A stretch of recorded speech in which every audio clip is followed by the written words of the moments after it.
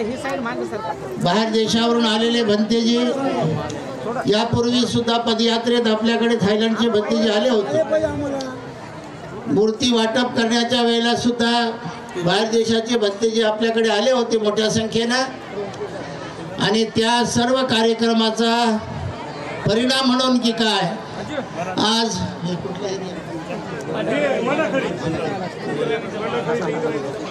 मांडाखळी, डफवाडी आणि इंद्रायणी उमरी आणि हा डफवाडी माळ या परिसरामध्ये इंद्रायणीचा माळ याला म्हणतात। इथे 10 एकर जागा आपण विकत घेतलेली आहे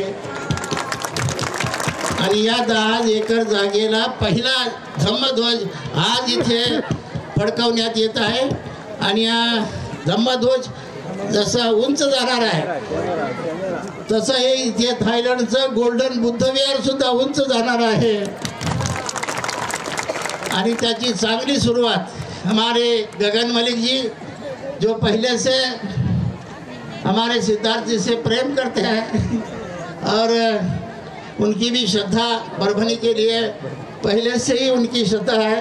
आज एक ऐतिहासिक काम यहाँ होने जा रहा है तो हम इस ऐतिहासिक कार्यक्रम के सभी साक्षीदार होके इस कार्यक्रम को आज के कार्यक्रम को सफल बनाएं। सर्वप्रथम ध्वजारोहण हुई।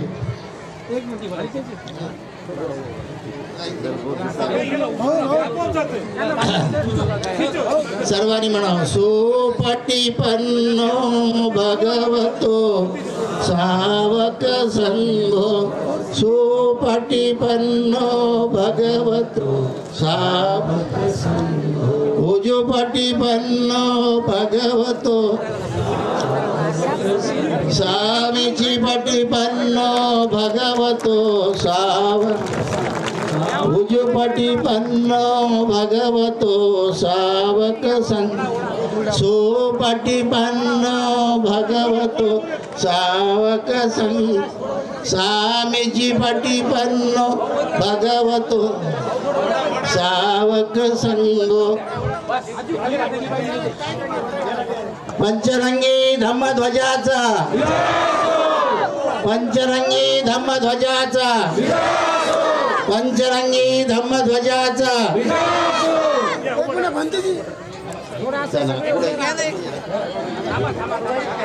मुख्य कार्यक्रम मंचावर होणार आहे। धम्म मंचावर ध्वजारोहण झाल्यानंतर तिथं नाही स्टेजवर धम्मध्वजाचं अनावरण झालेलं आहे। सगळ्यांनी